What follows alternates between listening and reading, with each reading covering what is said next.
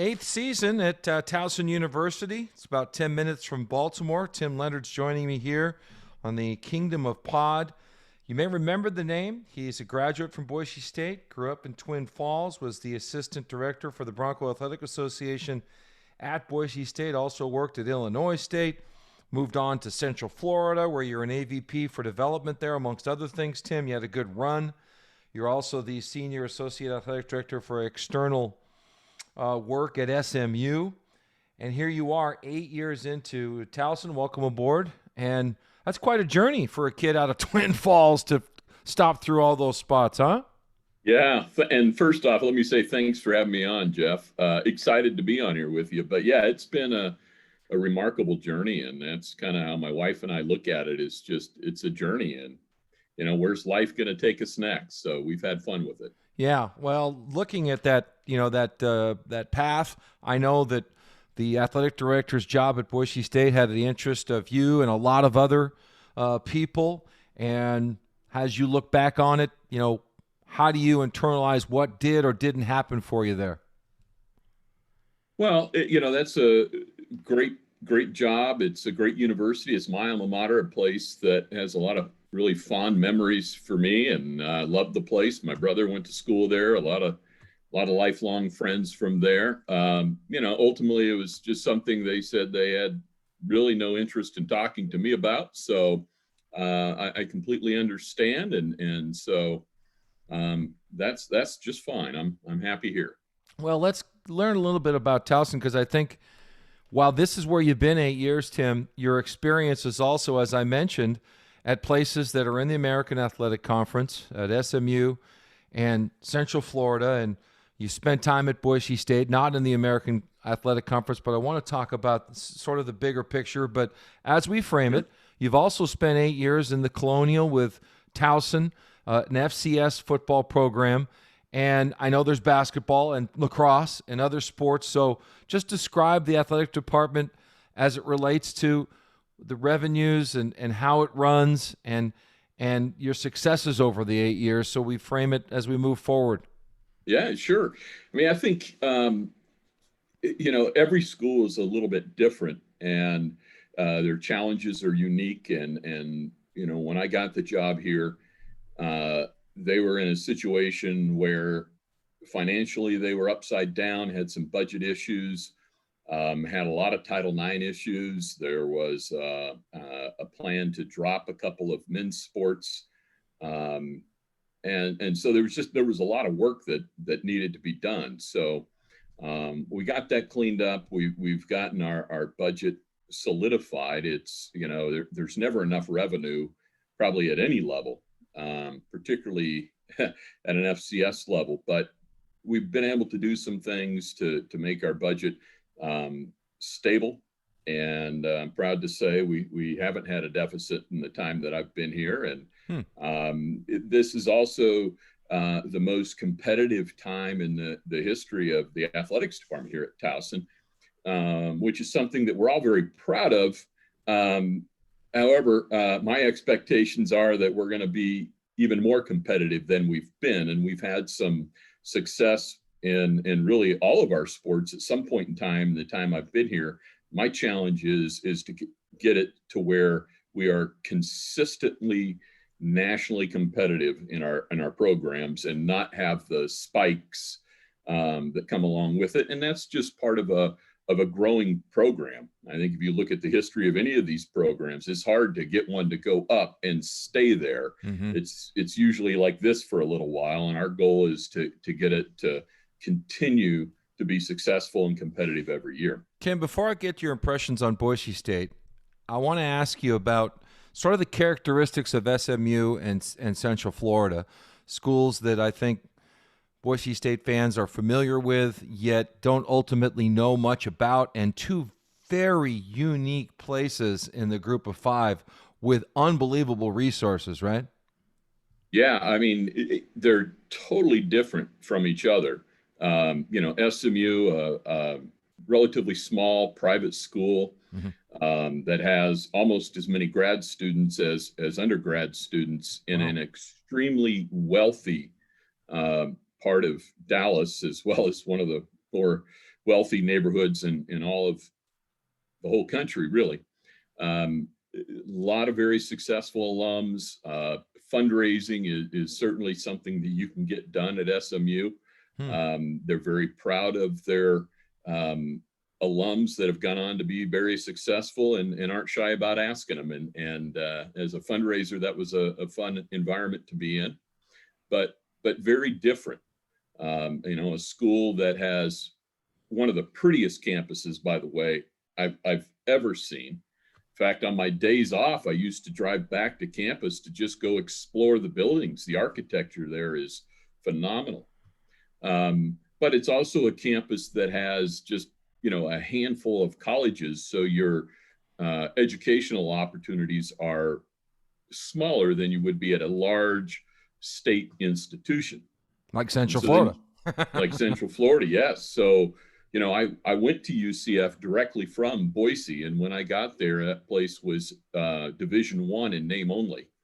And by the time I left, boy, we had it built up and it's set for success. And obviously, they're seeing that success now, and have put themselves in a good position. But that's a school that's 60,000 students. The student fee is a significant driver for them at UCF, and it doesn't necessarily have to be a high student fee. It's just, when you multiply it by 60,000 students, that can be a significant revenue source for them. But most importantly, now they've gotten to the point where they're filling their stadiums and filling that basketball arena, and that's a lot of revenue coming in for them. Well, they've got an athletic director's position open as well. Is that something you'd be interested in? There's a lot of politics in these things, but yeah, I'm aware of the situation there. All right, let's get into a little bit about Boise State, Tim, and how we look at what's going to happen here. You've just described two schools that you're very familiar with and your own. You know enough about Boise State's situation. We have a pandemic. There's going to be a financial reckoning and a comeback, sort of a bottoming out. So in these different schools and places, how do you see the rebuild? Will it come back the way it was at these four places, or will it be at a different spot? It's really hard to project. I would say they're all going to be in a different spot. I think we all are going to be in a different spot. A lot of it just depends on the funding model for that institution. The pressure to generate revenue, self-generated revenue is going to be extremely high. And now you're talking about going through an entire cycle, an entire year where fans now have got new habits, and people that were accustomed to going to games and tailgating and doing all those things, they've formed new habits. Are they going to come back the same way they did? Mm-hmm. Don't know. We'll find out. I think there will. I think there's still going to be that market. We're social by nature, human beings, and I think people miss that aspect of it. But I think it's going to be different. Viewership has gone down during the pandemic for sporting events. So, are people going to come back and watch that? As that technology continues to change in terms of television and streaming and all of those things. So there's a lot of unknowns about the future of college athletics right now. It's really kind of an interesting yet scary time. Well, at the group of five level, one of the arguments for Boise State, for example, is, hey, you need a better cash flow, so you better get that TV money and get it wherever you can and get it better than what you have it if you can control that. You were in the American Athletic Conference or the Big East, and there is an opportunity at one point or another, reportedly, if it's still there, you never know. As we tape this, I think it is, for Boise State to move their football program over there. And I would think that one of the caveats to do so, Tim, would be the promise that Oresco may have that they're going to make a move to get a guaranteed spot in an expanded college football playoff and be that Power Sixth conference. How feasible do you see that? Well, it sounds good, and if that happens, then obviously that would be a move that would make sense for Boise State. Whether or not that happens, it's hard to say. I think the challenge with all of this, and one of the, I think, big problems in college athletics is that, this isn't a true free market, right? This is not an open market. And for someone to say, well, we're going to get that automatic bid to the power, make it the Power Six, and all the revenue that comes along with it, you can't just go earn that, right? Somebody has to allow you in.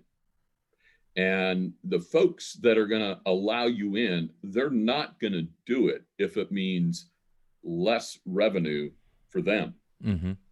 So in order for all that to happen, there's going to have to be television networks and all kinds of folks that are going to come in and say, yes, these are the schools that make sense and would make the networks more money if we brought them into this. And if so, we'd be willing to pay so that the schools that join would get that increased revenue, and yet those that are already there would at least remain whole, if not grow. So it's a challenge.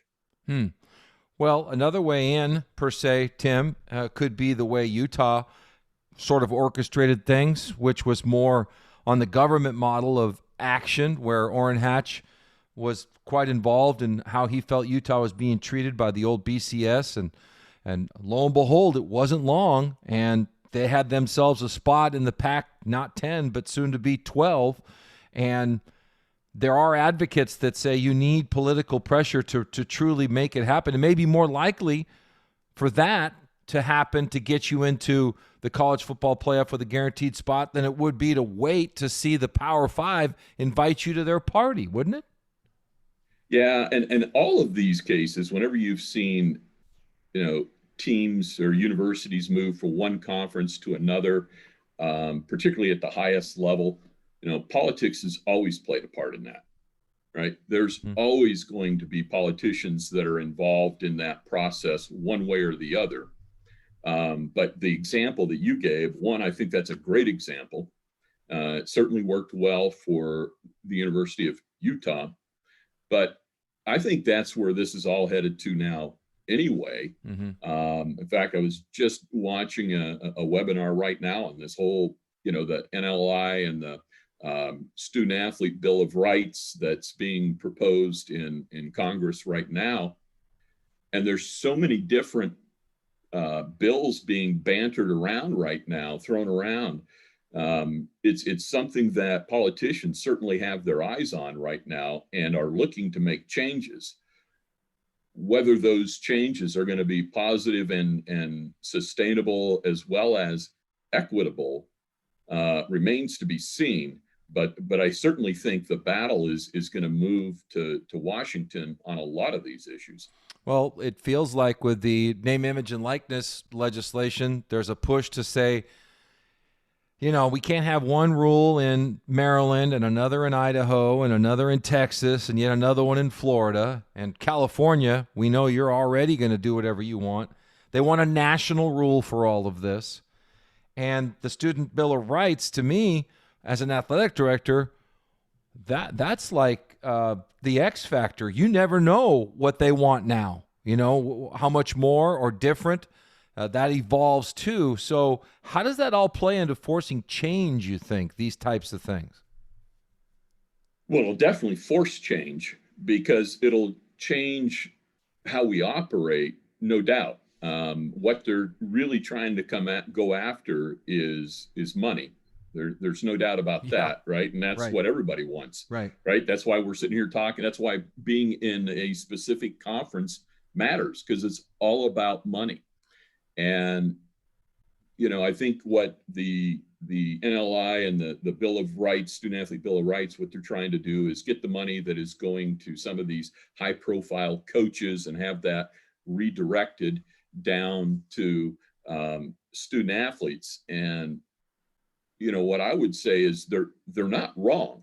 I don't think we've had very good guardrails in place in the NCAA. And what you've seen is an accumulation of wealth at the top with no checks and balances. And as a result, it's caused a great deal of disparity and a lot of issues. And then that's really what this is about. It's people saying, look, enough. If there's going to be that kind of wealth and it's only going to go to a handful of people and these individuals, we want it to be spread out more. I think they're on the right road. The challenge is there is no solutions with these suggestions on how to fix the problems it will cause if you go down that road. That's the biggest problem with all of that. So as you look at Boise State and how they want to increase really their cash flow, we can paint it a lot of different ways. They really just want to increase their cash flow. The state doesn't want it to come from taxes or their budgets. They'd really like it to come from TV networks. How do you play this if you're them? If they stay in the Mountain West, Tim, they know what their cash flow is, and their costs keep coming up, and there are some marketing challenges in continually selling those season ticket packages with the same schools coming in. People tend to crave more. Even independence has been brought up as a potential solution. What are your thoughts on what a Boise State solution could look like?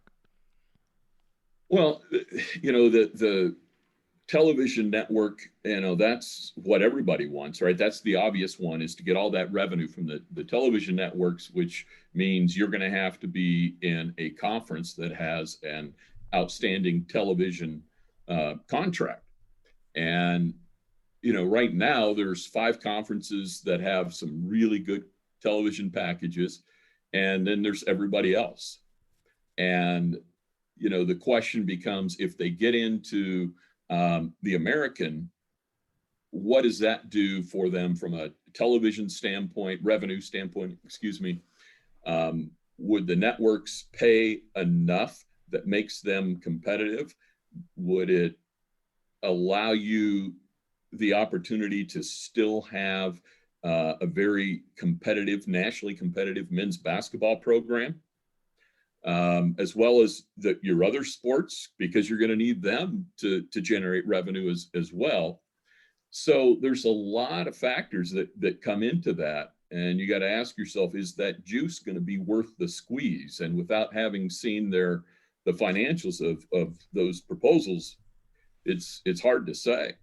Do you think anything will happen before the college football playoff contract expires? Or do you think there's enough need for dough where everybody's willing to start looking at, before they take on private equity firms? There's a lot of this talk right now, guys, that even in California, they were starting to come in to the Pac-12. That would really change college athletics. But if they get money desperate enough, Tim, maybe they'll approach the networks about expanding from 4. Yeah, I do think that's going to happen, because the need for revenue is so great. And that's going to be the way they're going to have to do that, right? The bigger that playoff gets, the more money there's going to be, and so ultimately that's where we're going to go, because the demand and need for money, particularly as we look at this bill that Blumenthal and Booker, Senators Blumenthal and Booker, have put forth, where they're saying 50% of the revenue should go back to student athletes. Well, that's a lot of money.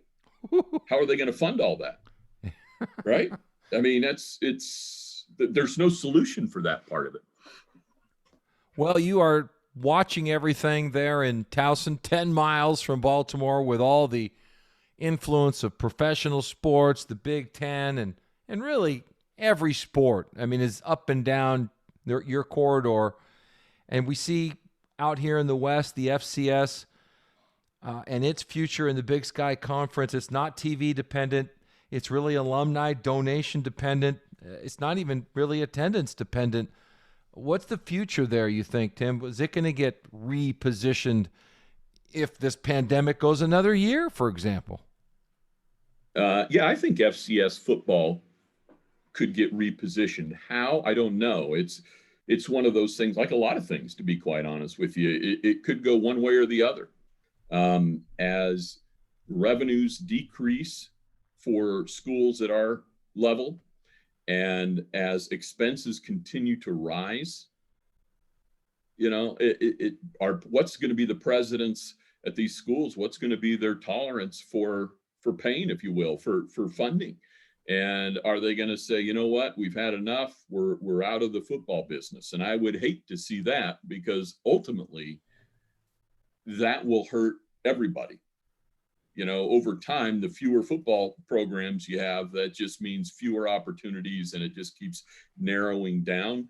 And so I don't think that's healthy for the game of football, but we could see that if we don't work together to try to protect it. At the same token, I could see it going the other way, Jeff. If we really got creative, the biggest challenge with FCS football is, there's no uniformity. Not everybody is together. In fact, to be honest with you, everybody outside the Power Five is that way. Mm-hmm. And we really need to unite and come up with some, common ground, some common principles that we want to abide by. And then I always say, from an FCS standpoint, why are we trying to play the exact same game that they're playing at Alabama and Ohio State and Texas? Because if our goal is to get attention and get revenue, they're not going to watch Towson versus Delaware if Michigan and Ohio State are playing. That's what they're going to watch. So I think we need to do something creative. And I've always said, I don't know, I throw out harebrained ideas that I think they're worth exploring. I don't know if they're realistic, but do you play football in the spring when right. major college football is done in the fall? Right. Television networks still have that appetite to show football. Could there be an opportunity there? Is there an opportunity to do something different, like the CFL? They've been able to sustain a professional league for, decades now, almost as long as the NFL. So they've kind of found their niche. And, is that something we do and come up with, like they do, a wider field, 3 downs, and, you can go in motion, all that crazy stuff they do, but it's worked for them. And I'm not saying that's what you do in FCS football. I'm just saying we need to get creative and do something to differentiate ourselves from FBS football, other than a playoff at the end of the season. Well, they're going to, tip their toes here in the springtime. Some schools are with FCS football. We'll get a taste of it. It's going to start here at the end of February. Is Towson on that list or off? No, we opted out to play in the spring simply because of the fact that, I said, hey, look, if we make this a permanent thing, I'm all in, because I would love to see that. But the fact that we're going to try to play in the fall of 21, right? We sat down with our players, the student athletes, the coaches, our sports medicine team, looked at how many injuries you would typically have in a season, right? And how many surgeries and how long guys are out for, and then lay that over the schedule. It says, well, then if we start fall camp again, we start ramping up again, and over the summer months, and fall camp starts in August, we got that season. Well, shoot, we're going to be out X amount of our key players. And is that what we want to do, or do we want to and try to play in a season that is going to be kind of crazy to begin with? Or would we rather just try to get in shape, stay healthy, and get ready for the fall season? And so we asked our team, and the student athletes had said, you know what, I'd rather just get ready to go in the fall than risk getting hurt in the spring and then miss a more traditional season. Wow. Well, Tim's good to see you. A lot going on, a lot to keep a guy busy. We appreciate your time. Hey, thanks for having me. It's always good to meet up with a fellow Boise State alum, and it's good hearing from you.